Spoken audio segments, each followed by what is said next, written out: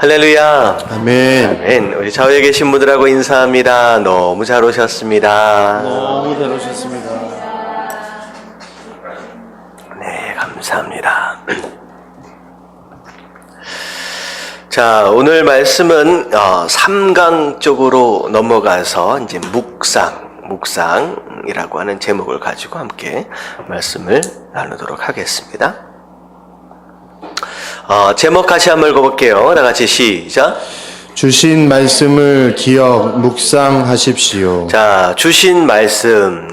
지난주에는 하나님께서 말씀을 주시는 것을 우리가 어떻게 받아야 하느냐라고 하는 거에 대해서 살펴봤다라고 한다면, 하나님 오늘 말씀은 하나님께서 우리에게 주신 그 말씀을 자, 어떻게 해야 한다? 기억해야 한다라고 이제 이야기를 하고 있습니다. 지난 주일날 큐티에 대하여 조금 다른 접근 방법으로 좀 정의를 좀 해봤습니다. 큐티를 뭐라고 좀 정의를 했느냐? 주신 말씀을 어디에다가 새기는 것? 마음에다가 새기는 것. 그리고 그 마음에 새겨진 말씀을 이제 어디에 새기는 것? 삶에 새겨가는 훈련. 이게 이제 큐티. 그래서 하나님께서 주신 말씀을 마음에 새기고 마음에 새겨진 그 말씀을 우리의 삶 가운데 새겨가는 훈련. 자, 이게 이제 큐티다라고 제가 말씀을 드렸습니다. 그래서 삶 가운데 말씀을 새겨간다라고 하는 것을 다른 의미로 보면 이제 영어로 그렇게 좀 표현할 수 있을 것 같아요. Be the message.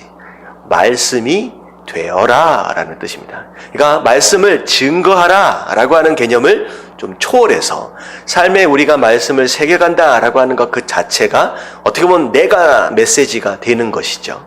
Be the message. 그래서 말씀이 되어라. 바로 이것을 훈련하는 과정이 바로 큐티다라고 이해를 하시면 되겠습니다.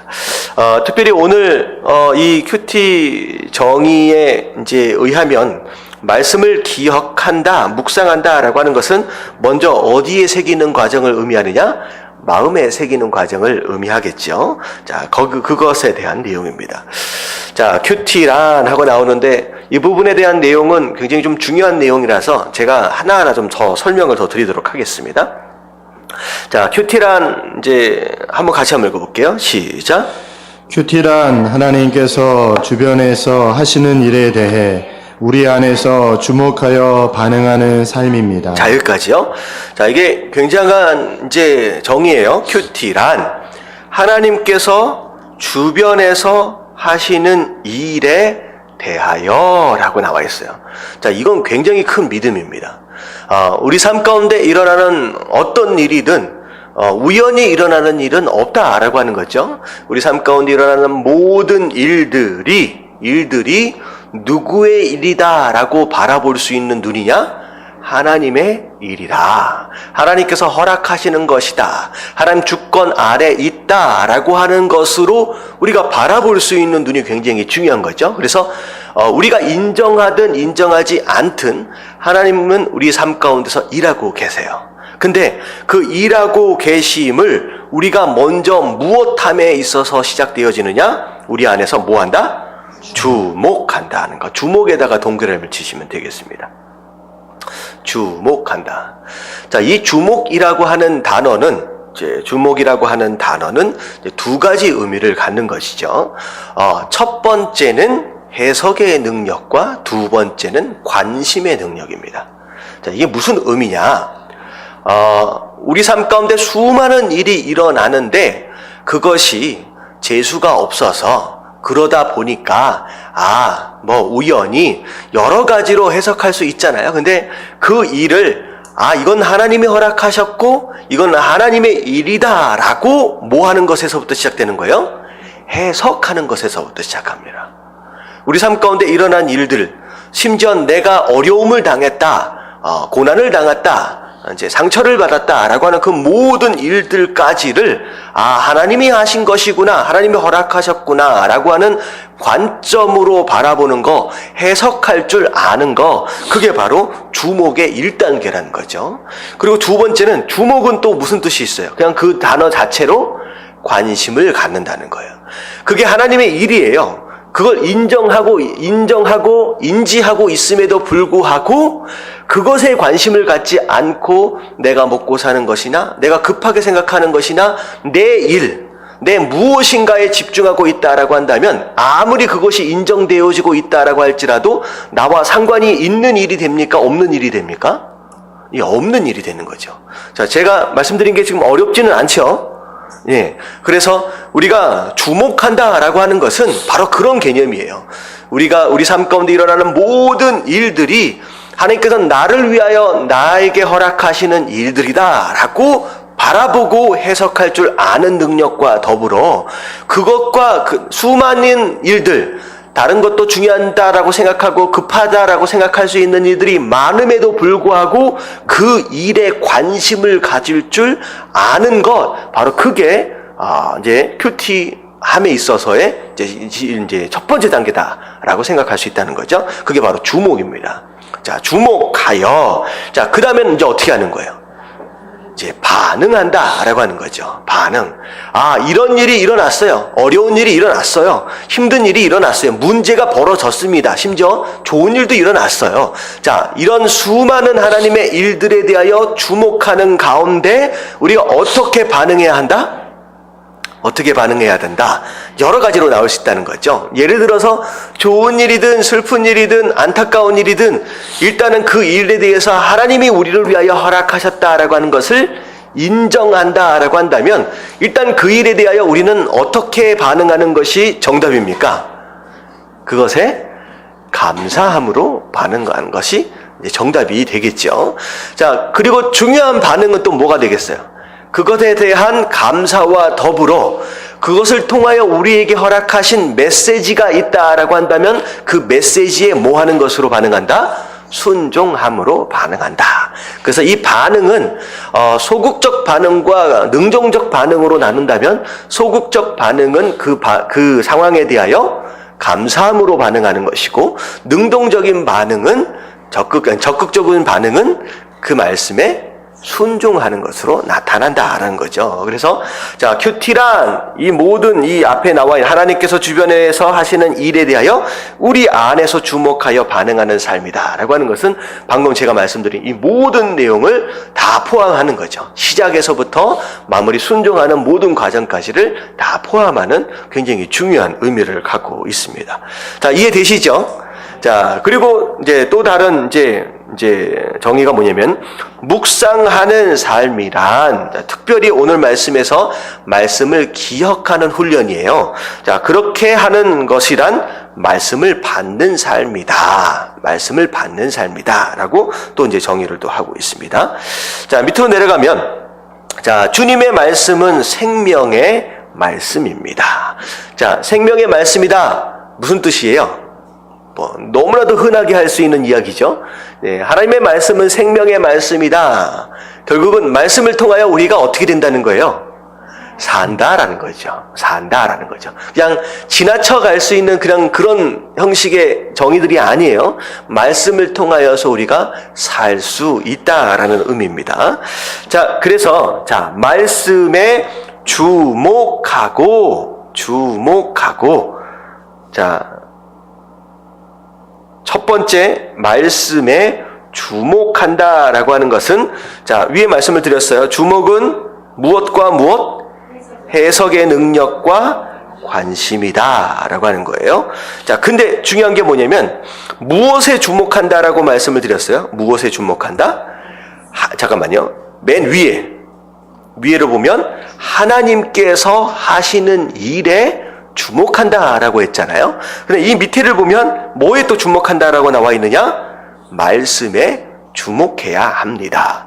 자, 이게 우리가 관심을 가져야 하는, 우리가 주목해야 할 두 가지 요소를 이제 앞에 거 첫 번째 거와 두 번째 말씀에 대한 내용을 같이 봐야 된다라고 하는 거죠.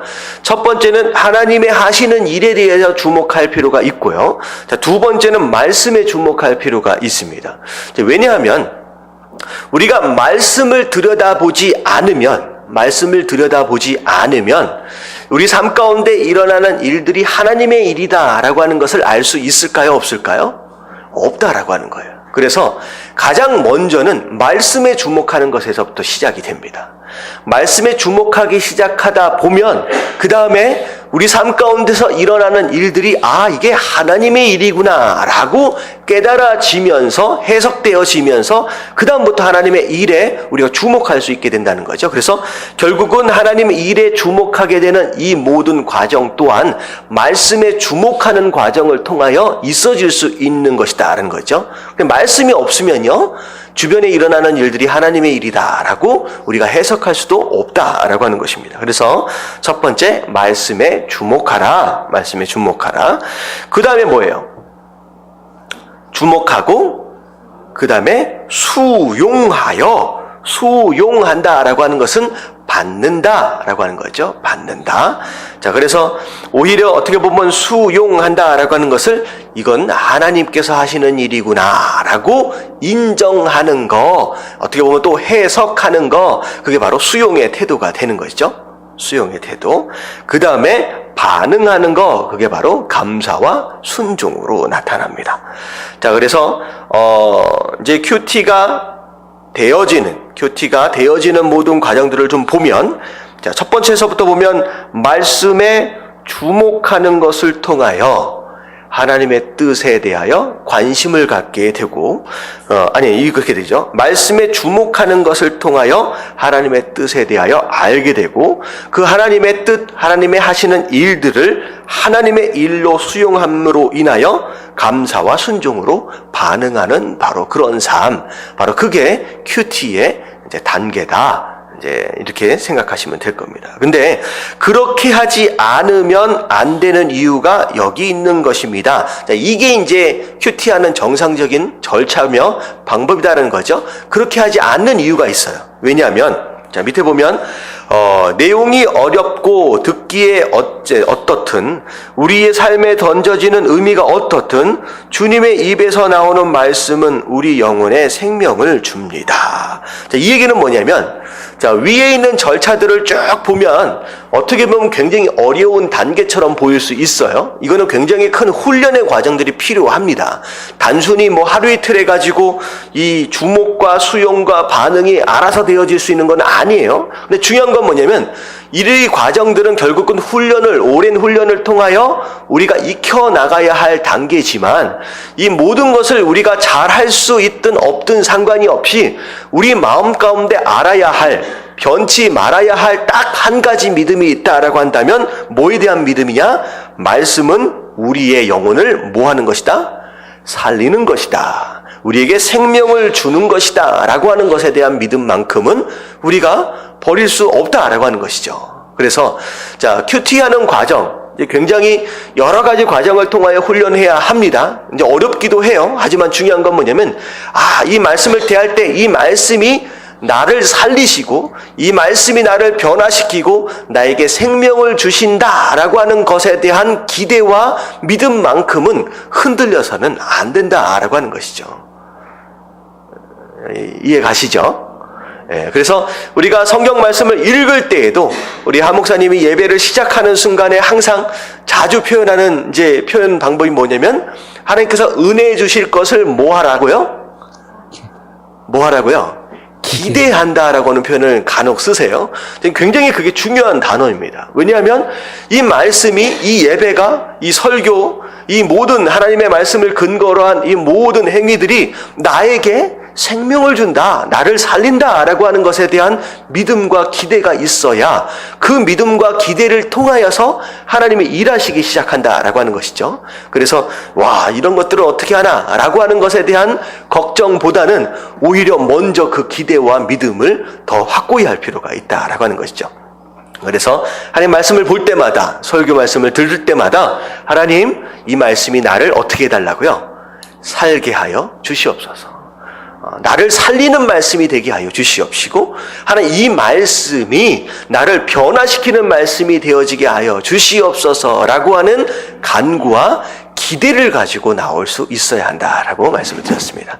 자, 그래서 전에 우리가 예배 세미나를 할 때에 예배를 가장 원동력 있게 만드는 에너지의 근원은 무엇이라고 말씀을 드렸느냐? 믿음을 근거로 한 기대예요. 기대감이 없으면요. 기대감이 없으면 하나님이 하실 일이 별로 없다는 거죠. 그래서 말씀을 펼칠 때도 마찬가지고, 펼치는 순간도 마찬가지고, 예배에 임할 때도 마찬가지고, 믿음을 근거로 한 기대감이 굉장히 중요합니다. 자, 밑에 한번 읽어볼게요. 하나님의 생기로, 다 같이 시작. 하나님의 생기로 창조된 인간은 하나님의 말씀으로 호흡할 때 진정한 만족을 누립니다. 특별히 타락한 인간이 살 길은 오직 말씀으로 호흡하는 것뿐입니다. 네, 하나님의 생기로 창조된 인간. 결국은 하나님으로 인하여, 하나님의 생기로 인하여 호흡을 시작했다라고 하는 것이죠. 그것으로 말미암아 결국은 우리는 무엇으로 호흡하는 자가 되어야 된다? 하나님의 말씀으로 호흡하는 자가 되어야 한다. 자, 이 호흡이라고 하는 단어에다가 이제 동그라미를 한번 쳐보시면 조금만 더 깊게 좀 들어가 볼게요. 자, 호흡하려면 뭐가 호흡이라고 생각해요? 자, 호흡은 두 가지로 나눠져 있습니다. 기본적으로 들숨과 날숨이 있죠. 근데 결국은 호흡이라고 하는 단어를 쓴 이유가 있다는 거죠. 결국 들숨과 날숨, 들어 마시는 숨과 내뱉는 숨이 있습니다. 그래서 들어 마실 때는 우리가 어떤 공기를 들어 마셔요? 우리 몸에 유익을 주는 공기를 들어 마시죠. 그리고 나갈 때는 이제 대부분 들어 마실 때의 산소의 퍼센테이지는 굉장히 많거든요. 근데 오히려 내뱉을 때에는 오히려 산소보다는 뭐가 더 많다 그래요? 필요 없는 이산화탄소가 더 많다라고 얘기를 합니다. 그래서 좋은 공기가 들어오게 되고 우리 안에서 생성되어질 수 있는 나쁜 공기가 이제 날숨을 통하여 나간다라고 하는 거예요. 말씀으로 호흡한다라고 하는 것은 말씀을 듣는 것을 들어 마시는 것을 통하여 그 안에 있는 하나님의 것들, 생명되어지는 것들이 우리 안에 이제 들어오게 되는 것이고, 자, 들어왔다가 이제는 뭐 해야 돼요? 내보내야 되는 거죠. 내보내는 그것을 우리가 일반적으로 뭐 하는 작업이라고 생각하시면 되냐면 회개의 작업입니다. 내 안에 살아가면서 어쩔 수 없이 만들어질 수밖에 없는 노폐물들, 쓰레기들, 잘못된 것들이 날숨, 회개나 고백을 통하여서 이제 내보내는 것이죠. 그래서 이런 작업들이 계속 반복적으로 되어지지 않으면 굉장히 어려움을 겪게 된다는 거죠. 제가 하도 몸무게가 늘어났고 그래가지고 이러다간 단위에 오래 못 서 있겠다 싶어서 운동을 이제 시작을 했습니다. 그래서 에밀리가 학교를 딱 끝나고 이제 오면 시간이 저기 구청이 아니라 구민 무슨 체육센터에 가면 수영 클래스가 이제 있어요. 근데 수영 클래스 듣기는 시간이 애매해가지고 자유수영 클래스를 이제 듣게 됐는데, 수영하는데 가장 어려운 수영이 저는 자유형인 것 같아요. 자유형이 제일 어려워요. 이제 숨을 이렇게 쓸 때 옆으로 이렇게 뒤로 돌려가지고 이제 입만 내밀고 들어 마셨다가 이제 안에서 내뿜잖아요. 근데 이게 제일 어려워요. 제가 한 1년, 2년 정도를 지금 수영을 하고 있는데 배영도 알아서 하고 뭐 평영도 알아서 하고 저병도 다 하고 다 하는데 이 자유형은요. 제대로 한 번 왔다 갔다 하기가 쉽지가 않아요. 왜냐면 숨 쉬는 게 너무 어려운 거예요. 그래가지고 이게 왜 어렵냐면 들어 마셨다가 정확하게 들어 마신 양만큼을 물 안에서 어떻게 해줘야 돼요? 보내줘야 돼요. 근데 이게 어쩌다가 박자 타이밍을 놓치면요. 들어 마셨다가 내뱉지를 못해. 그 다음에 이렇게 내뱉으면 이제 다시 들어 마실 때가 되면 이 안에 공기가 가득 차가지고 어떻게 돼요? 더 이상 들어 마실 수가 없는 상황 가운데서 자세가 흐트러지면 이 안에 공기가 들어오는 게 아니라 뭐가 들어와요? 그냥 물이 가득 들어와가지고 나중에 수영을 하고 나면요 배가 불러. 그래서 이상하게 수영하기 전하고 수영하고 난 뒤에 몸무게를 재보면 상당한 차이가 있습니다. 물을 많이 먹어가지고.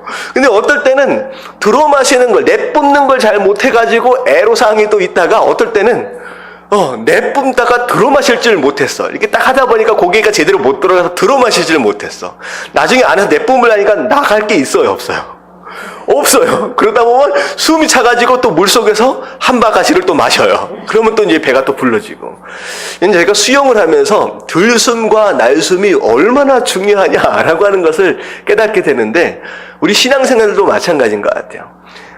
들숨, 우리가 말씀을 어떻게 섭취하느냐라고 하는 것 너무나도 중요하고, 우리 안에 끊임없이 쌓여가는 이산화탄소와 같은 나쁜 노폐물들을 어떻게 배출하느냐라고 하는 것, 그게 얼마나 중요하느냐라고 하는 것이죠. 그래서 누군가 무슨 TV 프로그램인데 무슨 얘기를 하는데 그런 얘기를 하더라고요. 라디오에서 들은 것 같아요. 갑자기 배가 너무 아파가지고, 애가 배가 너무 아파가지고 병원에 갔더니만 장이 무슨 협착증에 걸려가지고 뭐 수술을 해야 하느니 안에 뭐 하느니 난리가 났다는 거예요. 근데 나중에 알고 보니까 뭐해서 배가 그렇게 아팠었냐? 변을 안 봐가지고 그렇게 난리가 났었다는 거예요. 그래서 밑으로 내보내는 것과 들어 마시는 것이 얼마나 중요하느냐. 이제 그게 말씀 안에서 호흡해야 한다라고 하는 성도의 모습들, 이제 이게 중요하다라고 하는 것에 대한 의미입니다. 그래서 그 호흡이 정상적으로 되어질 수 있을 때 우리 삶 가운데 뭐가 있을 수 있다? 진정한 만족이 있을 수 있다는 거죠. 결국은 만족이다라고 하는 것은 행복이에요. 행복이에요. 들숨과 날숨, 말씀 안에서 이 모든 것들이 자연스럽게 이루어지고 있을 때, 그때 우리가 내가 행복하구나 라고 하는 것을 느낄 수 있다라고 하는 것이죠. 자, 특별히 타락한 인간이 살 길은 오직 말씀으로 호흡하는 것일 뿐입니다. 왜냐하면 우리 안에 끊임없이 잘못된 것들이 쌓여져 가고 있기 때문에 내보내고 들어마시는 이 과정이 얼마나 중요하냐라고 하는 것이죠. 자, 그 다음부터 쭉 보겠습니다. 제 1번, 자, 같이 한번 읽어볼게요. 시작. 주신 말씀을 기억하십시오. 자, 주신 말씀을 기억하라. 자, 시편 119편 15절부터 16절까지 같이 한번 읽어봅니다. 시작. 내가 주의 법도를 묵상하며 주의 도에 주의하며 주의 율례를 즐거워하며 주의 말씀을 잊지 아니하리이다. 자, 뭐 중요한 구절은 아마 제일 마지막 구절에 대한 내용일 것 같아요. 기억한다라고 했을 때 하나님의 말씀을 잊지 아니하리이다 라고 나와 있잖아요. 자, 가능하면 말씀이 우리 안에 들어와서 오랫동안 머물러 있도록 하기 위한 노력이 바로 기억에 대한 노력이라는 거죠. 들어왔다가 금방 사라지면 의미가 없다는 거죠. 그래서 들어와서 오랫동안 머물러 있을 수 있도록 하자라고 하는 것이 기억입니다. 그래서 그것을 하기 위해서 우리가 여러 가지 수단과 방법들을 사용을 하는데, 특별히 이 앞에 보니까 법도를 뭐 한다고요? 묵상한다라고 얘기를 하고 있습니다. 자, 묵상한다라고 하는 것을 좀 이해하기 편하게 설명을 하면 마치 소가 여물을 먹고서 어떻게 하는 것과 비슷해요. 되새김질하는 것과 비슷합니다. 그래서 안으로 집어넣었다가 다시 빼서 입으로 씹고, 또 집어넣었다가 다시 빼서 입으로 씹고 하는, 이제 그 얘기를 하면, 상상을 하면 되게 지저분하게 느껴지거든요. 근데 말씀을 먹고 되씹고 먹고 되씹고 하는 그 과정 자체가 우리가 기억하는 데 있어서 굉장히 도움이 많이 된다라고 하는 것이죠. 오랫동안 우리의 마음 가운데 머물러 있도록 하는 것, 그걸 마음에 새기는 작업이다라는 거죠. 그래서 마음에 새겨라, 잊지 않도록 하라라고 이제 묵상의 방법을 지금 여기서 제시를 하고 있고요. 그리고 우리가 주일날 어떻게 또 하라고 말씀을 드렸습니까? 말씀을 잊지 않기 위해 묵상과 더불어 뭐 하는 습관을 길러라? 메모하는 습관, 적는 습관을 적어라라고 말씀을 드렸습니다. 그래서 사람은 어쩔 수가 없어요.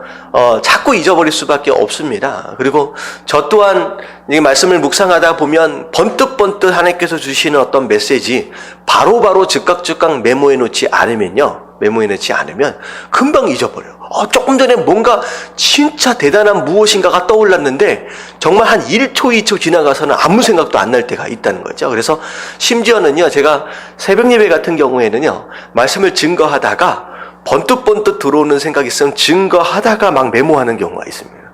그러니까 말씀을 준비할 때는 깨닫지 못했던 건데 증거하는 건 이제 순간 이게 메모하는 어떤 그런 경우가 생기기도 하거든요. 근데 사실 제가 이 모습을 제가 어디서 봤냐면 저희 아버지 목사님이 설교를 하실 때 간혹 그랬던 것 같아요. 저희 그 어머니는 기억하실 것 같은데 간혹 설교를 하시다가 잠깐 멈춰서 뭘 메모를 하고 계세요. 그러니까 준비하실 때는 깨닫지 못했던 것이 말씀을 증거하는 순간 깨달아지는 거죠. 근데 그 순간을 놓치면 이게 기억이 안 나. 그래서 저희 아버지는 아버지 목사님 말씀을 증거하시다가 갑자기 생각나면 메모하시기도 하고, 심지어는 주무시다가도 번뜩번뜩 생각나면 불 켜놓고선 메모하시기도 하고, 그랬던 기억들이 좀 제가 어렸을 때 있습니다. 그러니까 메모하는 습관은 굉장히 중요해요. 정말로 보물 같은 그 무엇인가가 있으면 있을수록 이상하게 잘 잊어버립니다. 그래서 메모를 잘 해놓는 습관도 중요합니다. 자, 그래서 나중에 나오지만 마지막에 어떻게 되냐면 영적인 일기를 쓰라라고, 큐티를 통하여 영적인 일기를 쓰라고 나와 있어요. 왜냐하면 메모해 놓지 않으면 금방금방 잊어버리기 때문에. 자, 밑에 한번 더 읽어볼게요. 큐티란 다 같이 시작. 큐티란 오늘 나에게 주신 말씀을 잊지 않고 기억하는 일입니다. 즉 그 말씀을 계속 묵상하는 일입니다. 자, 여기까지요. 자, 묵상한다라고 하는 건 계속 잊어버리지 않도록 되새김질한다라고 하는 거예요. 자, 근데 이 묵상의 방법 가운데 어쩌면 굉장히 좋은 방법이 하나가 있는데, 뭐 하는 것이다? 암기하는 것이다.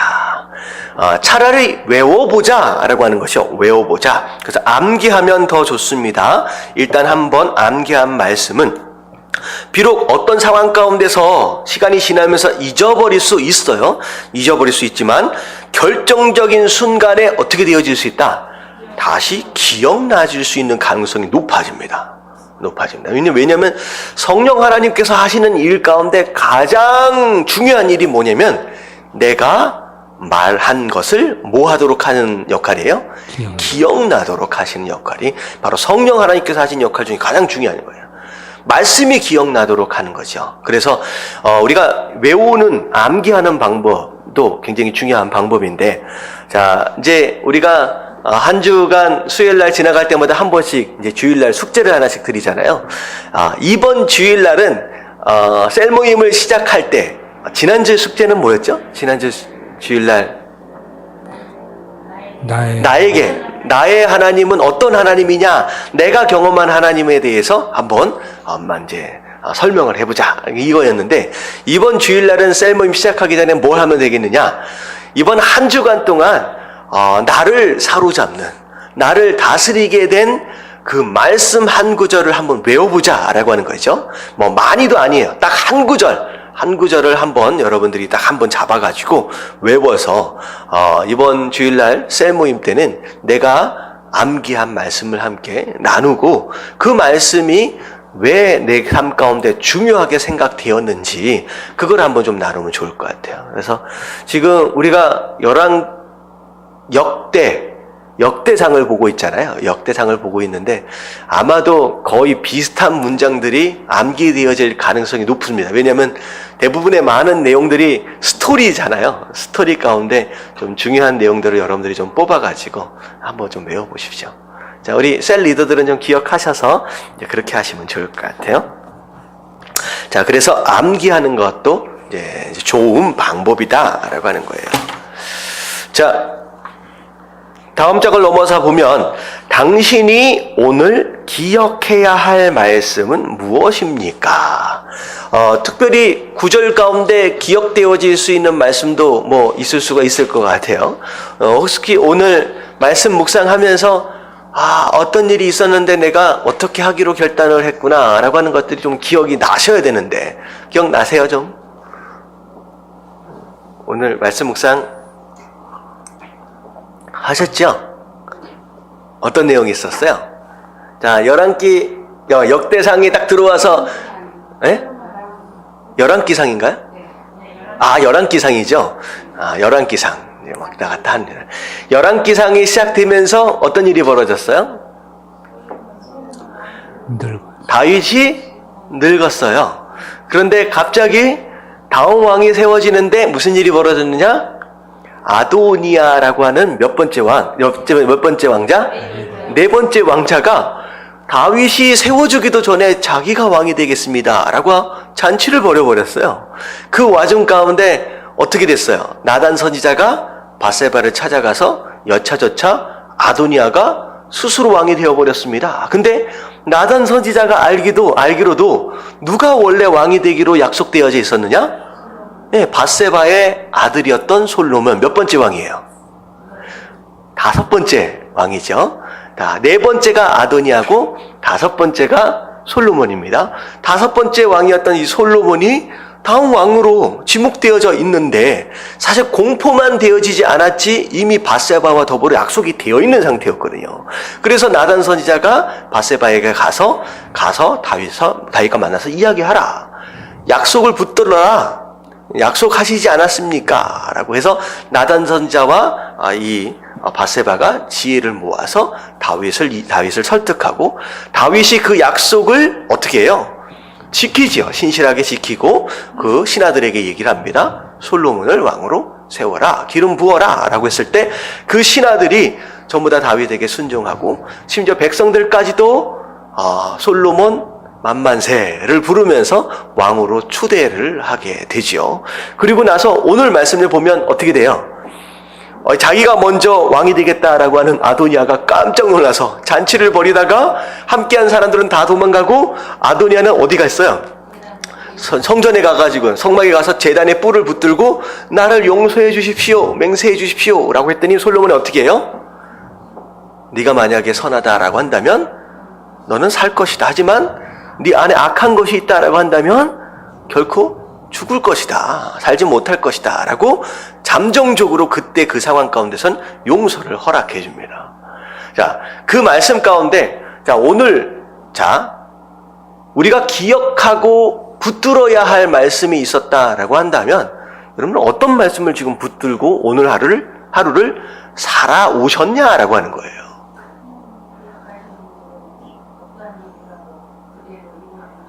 하나님이 계획하신 일이다라고 한다면 무슨 일이 있더라도 어떠한 인간적인 방해가 있다라고 할지라도 하나님의 뜻은 반드시 이루어진다.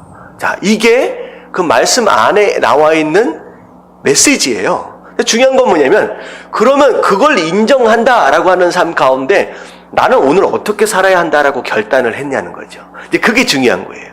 그게 오늘 하루 나를 붙들어야 할 결단이라는 거죠. 어떻게 해야 돼요? 어떻게 해야 돼요? 약속의 말씀. 네, 일단은 하나님 말씀은 반드시 이루어진다라고 인정을 했다라고 한다면 말씀이 이루어지는 삶을 살아가기로 결단을 해야 된다라고 하는 거죠. 그러려면 이제 어떻게 해야 돼요? 하나님의 뜻이 무엇이냐라고 하는 걸 알고 그 말씀에 뭐 하기로 작정하는 삶? 순종하기로 작정하는 삶이 되어야 하겠구나.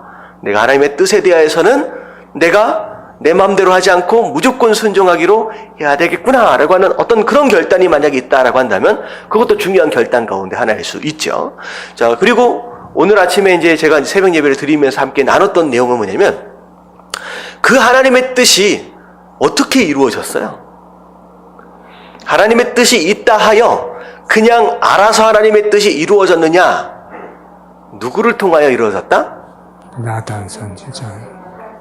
하나님의 백성들, 그들을 통하여 이루어 가셨다라고 하는 거죠. 그러니까 하나님의 뜻은 솔로몬이 왕이 되는 거였어요. 그리고 그 솔로몬이 나중에 장차 성전을 짓는 어떤 그런 일들이 앞으로 일어나야 하는데 그 일들이 계획이 있다, 뜻이 있다라고 해서 알아서 되어지느냐? 그것이 아니라는 거죠. 그 뜻이 이루어지기 위해서는 그 가운데 누군가의 협력되어짐이 있었다는 거죠. 다시 말하면 그 일이 이루어지기 위해서 주목해야 할 여러 인물들이 많이 있어요. 일단은 다윗이 뭐 했어요? 일단은 자기가 한 약속을 잊어버렸어. 첫 번째, 지켰다라고 하는 것에서부터 하나님의 뜻이 이루어지기 시작합니다. 만약에 다윗이 자기가 한 약속을 지키지 않고 시간이 지났으니까 그 신실함을 만약에 다윗이 포기했다라고 한다면 하나님의 뜻이 이루어짐에 있어서 다윗은 동참할 수 있어요? 없어요? 하나님의 뜻이 반드시 이루어지기 때문에 다윗이 거절한다 하여 하나님의 뜻이 이루어지지 않지는 않지만 다윗이 만약에 그 신실함을 보이지 않았다, 그 신실함을 포기했다라고 한다면 다윗은 하나님의 뜻이 이루어지는데 동참할 수 없었다는 거죠. 자, 제가 지금 말씀드리는 이 모든 내용들 굉장히 중요한 내용입니다. 이게 굉장히 신학적으로 굉장히 중요한 바탕을 깔고 있는데 무슨 얘기냐? 다윗이 신실함을 포기한다 하여 하나님의 뜻이 실패할 수 있다 없다? 없어요. 자, 이게 굉장히 중요한 거 아까 말씀하셨죠? 하나님의 뜻은 누구의 방해든 그게 다윗이든 솔로몬이든 누가 된다라고 할지라도 누구의 방해가 있다라고 할지라도 방해받지 않습니다. 이 뜻은 이루어집니다. 근데 중요한 건 뭐냐면 만약에 그것에 다윗이 신실함을 포기하고 약속을 지키지 않았다라고 한다면 뜻은 이루어지지만 다윗은 그 일에 참여할 수 있다 없다? 없는 것이 되는 거예요. 그게 어느 말씀에 나와요? 자, 제가 말씀드리고 있는 이 모든 내용, 이 원리를 성경 어디에서 가장 특별하게 말하고 있는 내용이 있습니다. 우리가 금요일 날 한번 봤던 성경 내용인데, 야, 이걸 기억할 수 있으면 진짜 대단한 건데?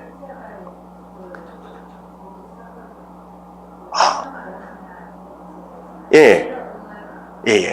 요한복음에 나와 있던 말씀이 응하게 된다라고 하는 그 상황도 굉장히 중요한 내용이죠. 그것을 뒷받침하는 어떤 그런 구절들이 될 수 있는데 구약에 나와 있어요. 어디에 나오느냐? 에스더에 나옵니다. 모르드게가 뭐라고 했는지 기억나세요? 모르드게가 에스더를 설득하면서 당신이 왕후가 된 것은 어느 때를 위한 것이다? 이때를 위한 것이다. 이때를 위해서 준비하신 것이다. 근데 만약에 당신 혼자 살기 위해서 그 일을 하지 않는다라고 하여 한다라고 하여 그 일을 거부한다라고 한다면 어떻게 된다는 거예요? 당신이 없어도 이스라엘 민족, 이스라엘 백성들은 하나님께서 어떻게 하실 거라는 거예요? 구원하실 거라는 거죠. 무슨 내용인지 아시겠죠? 어떻게 보면 에스더라고 하는 왕후를 이런 이유를, 이런 목적을 위해서 지금까지 예정하시고 길러 오셨음에도 불구하고 만약에 그 일에 당신이 거부한다라고 한다면, 순종하지 않는다라고 한다면 그렇다 하여 이 일이 엎어지진 않는다는 거예요. 왜냐? 하나님의 계획이기 때문에, 뜻이기 때문에. 다만 당신은 이 일에 참여할 수 없게 되는 것일 뿐이다라고 하는 거죠. 그래서 우리는 어떻게 해야 하느냐? 우리가 합력하고 순종하고 이런 모습들, 이제 성도로서의 합당한 삶을 사는 것으로 말미암아 그 하나님의 뜻이 이루어지는데 어떻게 하기를 힘써야 된다는 거예요. 어떻게 해서든 참여하기를 힘써야 되는 거예요. 바로 다윗의 신실한 그 모습이 다윗이 그 일에 참여할 수 있는 이유가 되어진 거예요.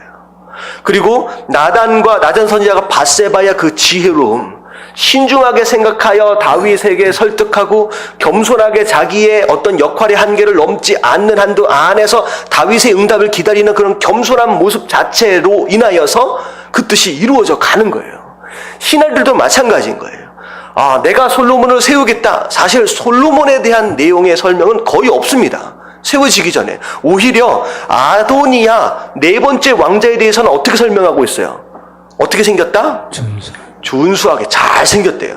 잘 생겼고 심지어 이 사람을 어떻게 설명하고 있어요? 아버지로부터 한 번도 꾸중을 들은 적이 없는, 그런 일을 한 적이 없는, 정말 소위 말하는 엄친아였어요. 진짜 착한 아들이었다는 거예요. 그러니까 누가 봐도 야, 왕 될 만하네 라고 여겨질 수 있는 괜찮은 왕자 중에 하나였다는 거예요. 근데 솔로몬은 별로 설명이 없는 걸로 봐서 일반적으로 볼 때 솔로몬보다 아도니아가 더 왕으로서, 다음 왕으로서 뛰어나 보일 수도 있고, 오히려 살아남은 왕자 가운데 가장 적자예요. 지금 가장 맞이에요. 그렇기 때문에 당연히 아도니아가 왕이 되었는 것이 맞는 것 같아 보이지만 다윗의 선택에 대하여 신하들이 뭐 했어요? 그대로 순종합니다. 아무런 이유를 달지 않아요. 다윗의 선택에 대해서 아무런 이유를 달지 않고 그대로 순종하고, 심지어 누구까지도 그 다윗의 선택에 순종하느냐? 온 백성들이 다윗의 선택에 순종을 합니다. 거기서 나는 그렇게 생각하지 않는데, 자 봐라, 솔로몬보다 훨씬 더 아도니아가 괜찮은 왕자인데 왜 솔로몬이 왕이 되어야 되느냐? 솔로몬은 5째고 얘는 4째인데, 이런 이유를 달기 시작했다라고 한다면 그 사람은 이 하나님의 뜻이 이루어지는데 동참할 수 없었겠죠. 자, 그래서 저는 이 말씀을 오늘 아침에 묵상을 하면서 무엇을 생각했느냐? 과연 내가 그 하나님의 뜻이 이루어지기 위해서 내가 어떻게 참여할 것이냐, 내가 어떤 모습으로 어떻게 살아갔을 때 그 뜻이 이루어지는데 참여할 수 있을 것이냐, 다윗과 같이 신실해야 된다는 거예요. 약속을 지키는 사람이 되어야 된다. 하나님께 약속한 것은 반드시 지키는 사람이 되어야 하겠구나. 무슨 내용인지 아시겠죠? 밧세바와 나단의 모습을 통하여서 신중해야 하겠구나. 약속을 붙드는 게 가장 중요한 것이구나. 겸손해야 하는구나. 기다려야 하는구나. 그리고 하나님 말씀하시는 것에 대하여 내가 무조건 토달지 말고 순종하는 주의 종이 되어야 하는구나. 그래야 내가 그 하나님의 뜻이 이루어지는데 내가 참여할 수 있는 자가 되겠구나 라고 하는 그런 결단을 하게 됐고, 그것으로 오늘 하루를 살았다라고 하는 거죠. 여러분, 이게 말씀 묵상한 자의 하루의 삶입니다. 그래서 제가 이제 주문하는 이 말씀을 제가 드리는 이유는, 오늘 여러분들이, 저는 이렇게 묵상했지만 여러분들 나름대로 묵상되어진 것이 오늘 하루 여러분들을 붙들고 지금 이 시간까지 와 줬어야 된다는 거죠. 그것이 말씀을 묵상한 삶의 모습이라는 거죠. 여러분, 그런 삶을 사시는 게 큐티하는 삶이에요. 여러분, 깨달아지시길 주님의 이름으로 축원합니다. 아멘. 여러분, 어렵진 않죠? 대답을 하는, 굉장히 어려워 보이는. 어렵진 않죠. 어떻게 보면 광탄 식구들은 아침에 우리 오승근 사님이 잘 설명을 해줘서 다 알죠. 나중에 우리 광탄에 오승근 사님과 더불어 지교회가 하나 세워질 것 같아요. 오승근 사님이 나중에 한번 좀 견학을 저쪽에 한번 가보십시오. 어디로 견학을 가보냐면 오송교사님 생명의 삶 책으로 한번 견학을 한번 가보세요. 제가 슬쩍 한번 지나가다 보니까 거의 설교 노트를 맞먹는 엄청난 내용들이 다 적혀 있습니다.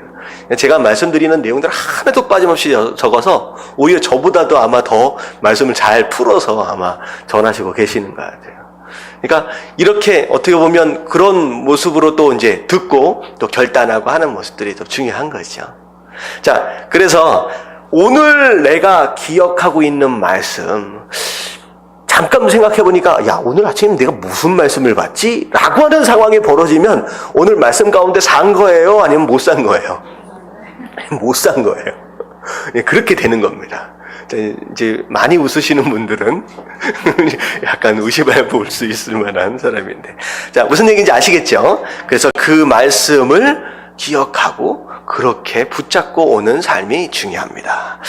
자, 그게 이제 내 삶 가운데 말씀을 머물러 있도록 하는, 이제 기억하도록 하는 노력의 이제 내용들이고요. 자, 기억했다라고 한다면 이번에 이제 뭐 해야 돼요? 말씀에 순종해야 되겠죠. 순종. 자, 밑에 한번 읽어볼게요. 다 같이 시작. 큐티란 말씀에 대한 철저한 순종입니다.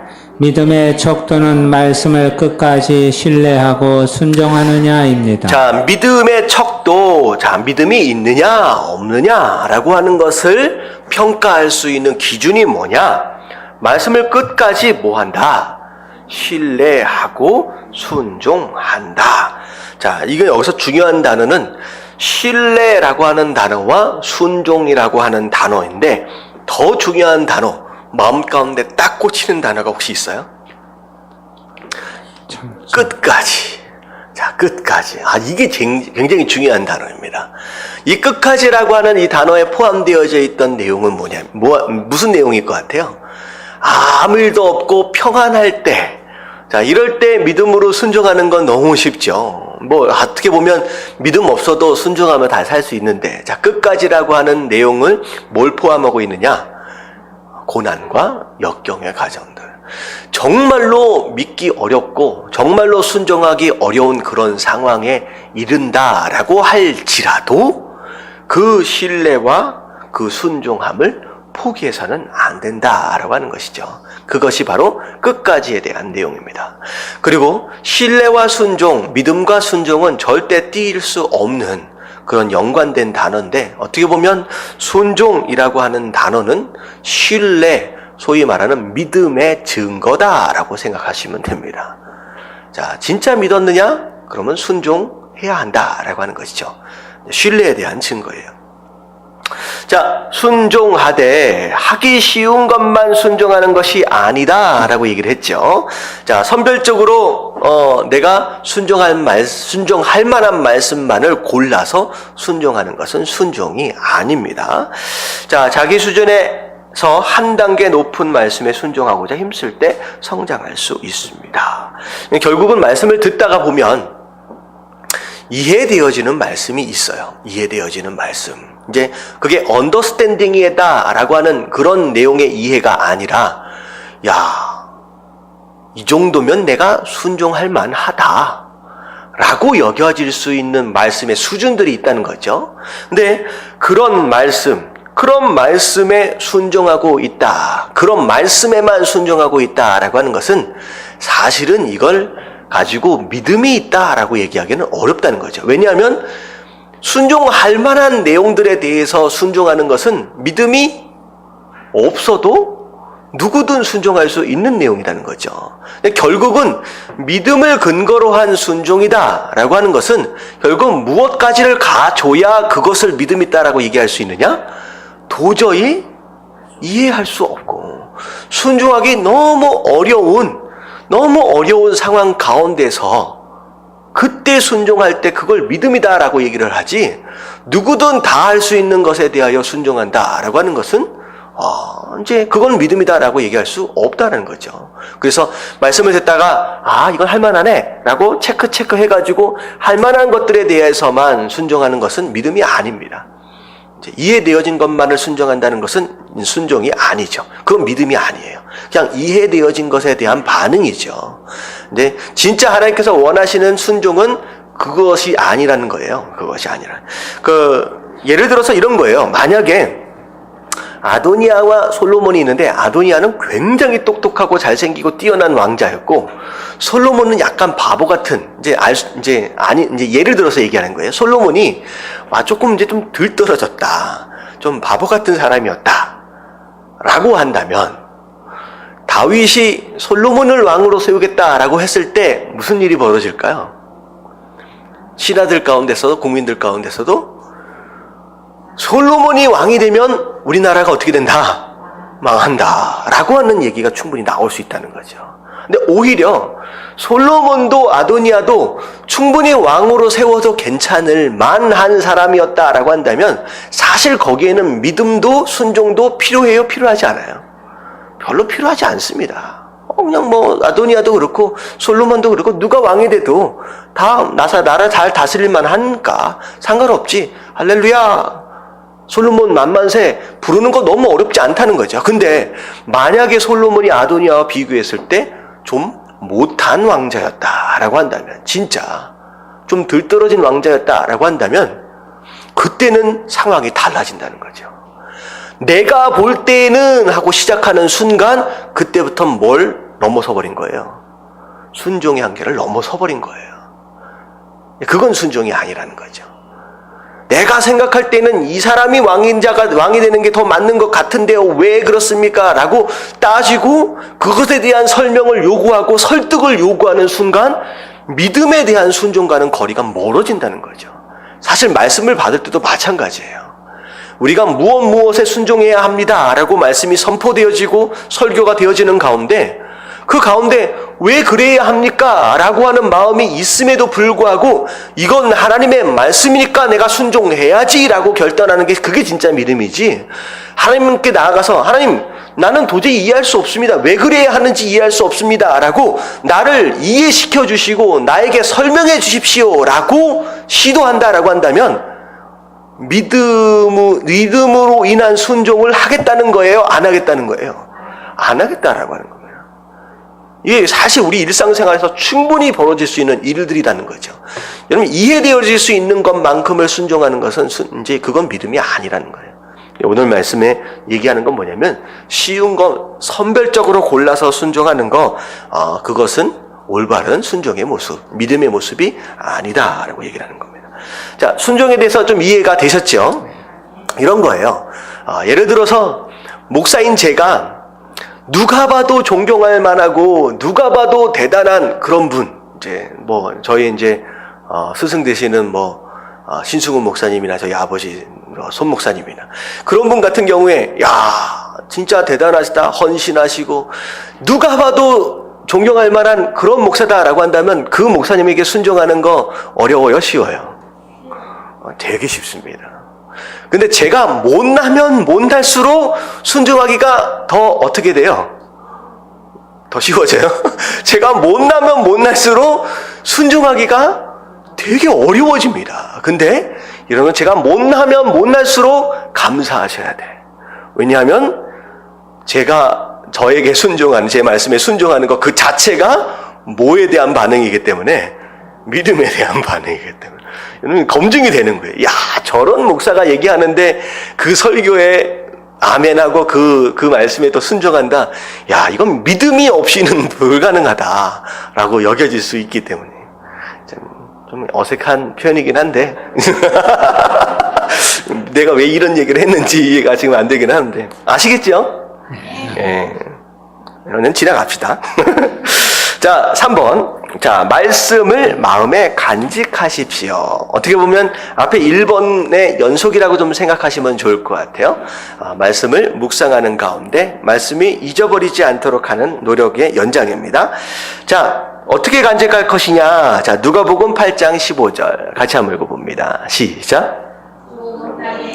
땅에 있다는 것은 착하고 좋은 마음으로 말씀을 듣고 지키어 인내로 결신하는 자는. 자, 좋은 땅, 자, 씨 뿌리는 비유 가운데 나오는 이야기입니다. 자, 어떤 땅이 좋은 땅이겠느냐? 자, 이런 땅에 말씀이 심겨지게 되면, 자, 어떤 일이 벌어져요?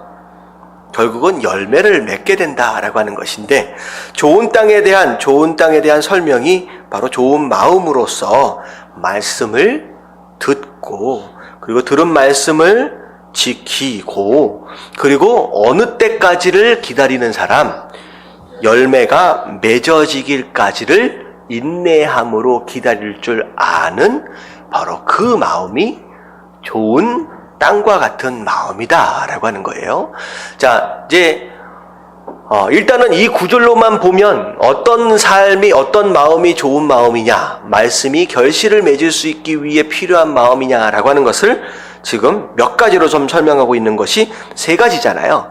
말씀을 듣는다, 그리고 지킨다라고 하는 걸 순종한다라고 하는 것이고, 그 순종하는 것을 어느 때까지, 열매가 맺혀질 때까지 참고 기다림의 과정들이 필요한 것. 그리고 그때까지 결국은 그것을 통하여 열매를 보게 되는 바로 그런 마음이라는 거죠. 자, 근데 중요한 건 뭐냐면, 자, 좋은 땅이 아닌 나쁜 땅에 대한 예가 세 군데가 나왔어요. 첫 번째는 어느 땅이었느냐? 길가와 같은 땅. 자, 두 번째는 돌밭.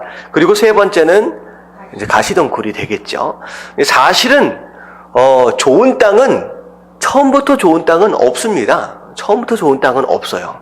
어떻게 처음부터 말씀을 잘 듣고 말씀에 잘 순종하고 열매 맺을 때까지 잘 기다리는 사람이 될 수 있겠느냐는 거죠. 처음부터 그런 사람은 존재하지 않아요.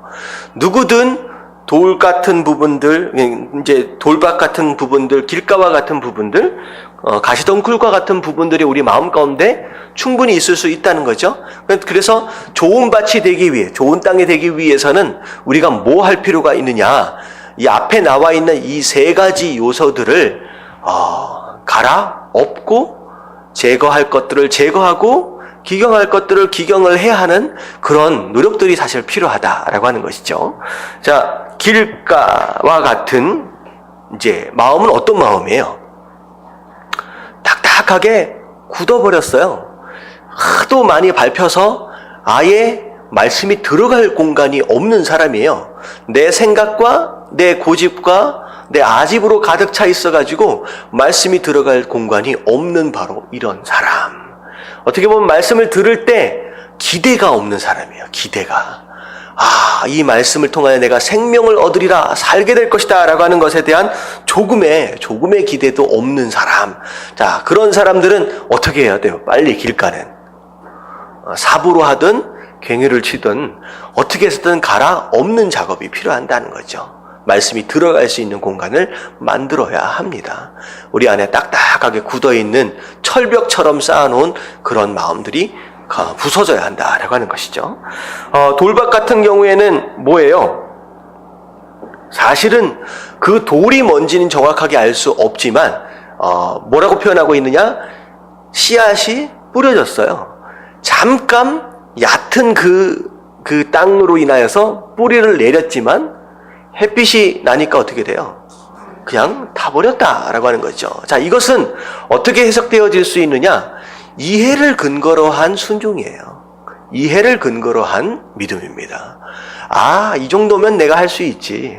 아, 이 정도는 이해가 될 만하네. 아, 이렇게 사는 것이 내 생각과 맞아. 라고 하는 정도의 그 정도의 믿음과 순종. 결국은 조금만 어려움이 닥쳐오면 어떻게 돼요? 금방 포기하고 떠나버리는 그런 믿음입니다. 이게 결국은 열매 맺을 수 없는 땅이 되는 것이죠. 그래서 그 돌짝개 밭의 한계를 초월해야 돼요. 그걸 드러내고 정말로 그 이해를 초월하고 그 쉬운 것에 대한 한계를 초월하는 그런 믿음이 되어야 된다. 자, 가시덩굴은 성경에 예수님께서 설명해 주셨죠. 세상적인 근심과 걱정과 염려입니다. 세상적인 생각이에요. 욕심일 수 있고 탐욕일 수 있습니다. 자, 근심과 걱정일 수 있어요. 이런 것들이 우리 삶 가운데 가득 차 있으면 뭐가 잘하고 있는 것 같지만 계속 그것 때문에 기운이 막혀요. 그래서 어느 순간 열매를 맺는 듯 하다가 오렌지가 안 맺어지고 뭐만 맺어요? 조그만 그 오렌지 같은 비슷한 거 뭐죠? 낑깡 같은 거 있잖아요. 오렌지를 심었는데, 귤을 심었는데 자꾸 낑깡만 여는 거예요. 그래서 먹지도 못하게. 그러니까 왜냐면 그곳에 기운이 막혀가지고 그런 일이 벌어진다는 거죠. 그래서 좋은 땅이 좋은 마음이 되어진다라고 하는 것은 내 마음 가운데 이 길가와 같은 요소들을 제거해 가는 거예요. 딱딱하게 굳어있는 그런 분들을 말씀으로 파헤쳐내는 것이죠. 그리고 돌밭 같은 거, 돌을 끄집어내고 가시덩굴을 제거하는 그런 과정들을 통하여 그것들이 다 제거되어지면 점점 어떻게 되어지기 시작하느냐? 말씀이 들리기 시작하는 거예요. 그리고 말씀을 통하여 깨달아지기 시작하고 순종되어지기 시작하는 거예요.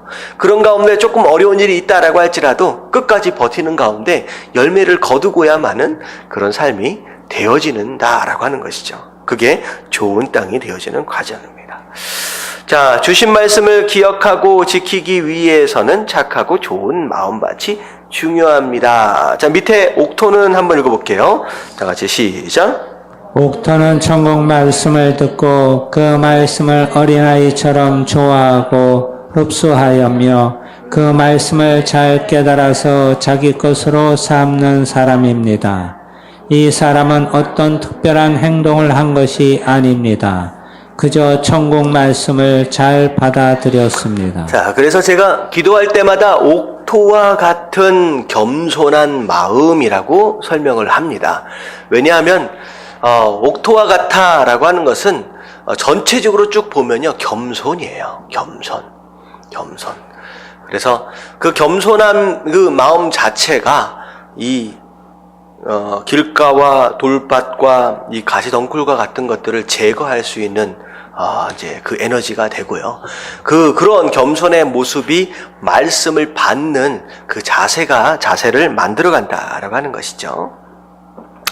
자, 그리고 이제 중요한 건 뭐냐면, 자, 밑에 볼게요. 자신의 마음속에 시작. 자신의 마음속에 있는 욕심, 염려, 죄 등을 다 버릴 때 신령한 말씀이 명확하게 들릴 것입니다. 자, 일단은 우리 마음 가운데 제거해야 할 것들이 있는데 욕심과 염려와 죄다라고 하는 것이죠. 자, 이런 것들이 어떻게 보면 앞에 길가, 돌밭, 가시덩굴 안에 있는 모습들입니다. 특별히 죄에 대해서는 반드시 제거해야 한다라고 이제 이야기를 하는데, 어떻게 보면 말씀을 들을 때, 자, 우리가 그릇이다라고 한다면 비워야 채울 수 있다라고 하는 명제가 나오죠. 자, 비워야 채울 수 있다라고 하는 거. 근데 저는 다시 이 명제를 다시 따롭게 좀 설명을 하고 싶어요. 비워야 채울 수 있습니다. 하지만 채워야 비울 수 있습니다. 자, 채워야 비울 수 있습니다. 왜 이 두 가지가 함께 가야 하느냐? 자, 비워야 당연히 말씀이 들어올 수 있죠. 이 욕심과 염려와 죄로 가득 차 있다라고 한다면 말씀이 들어올 수 있는 공간이 없잖아요. 근데 중요한 건 뭐냐면 이 욕심과 염려와 죄는 도대체 어떻게 비울 수 있느냐는 거예요. 뭘로 비울 수 있어요? 네, 말씀으로밖에 못 비워요. 말씀으로밖에. 그러니까 말씀을 채워 넣어야 그것이 바깥으로 흘러나갑니다. 그러니까 말씀으로 시작되어지고 말씀으로 끝나는 거예요. 그래서 채워야 비울 수 있고 비워야 채울 수 있습니다. 그게 우리가 말씀을 묵상하는 이유예요. 우리 안에 들숨과 날술처럼 빼내기 위해서 들어 마셔야 돼요. 내뱉는 것을 계속해 보십시오. 그러면 더 이상 나갈 수이 없으면요, 나갈 수가 없어요. 들어 마셔야 나갑니다. 다시 말하면 말씀이 들어와 줘야 그 다음에 이 안에 있는 잘못된 것들이 분별이 되어져서 나갈 수 있는 계기가 되고요. 나가줘야 그 다음에 또 들어올 수 있게 되는 상황이 벌어지는 것이죠. 그래서 어떻게 보면 큐티다라고 하는 것은 이런 호흡의 과정들을 끊임없이 경험하는 것. 비워야 채우고 채워야 비운다라고 하는 이 모습들에 대한 반복이 계속 이제 연속되어지는 이 모습이 바로 큐티의 모습이다라고 생각하시면 되겠죠. 자, 밑에 하나님의 음성을 잘 듣기 위해 하나님을 받아들이려면 죄를 제거해야 합니다. 숨은 죄가 있다면 회개하고, 자, 사단이 유혹하면 단호하게 물리치십시오. 또한 상처나 교만, 쓴뿌리가 있을 때에는 하나님의 음성이 들리지 않습니다. 자, 그러므로 하나님의 음성을 잘 듣고 싶다면 이런 장애물들을 제거해야 합니다. 근데 제거할 수 있는 방법은 무엇을 통하여? 말씀을 통하여서다.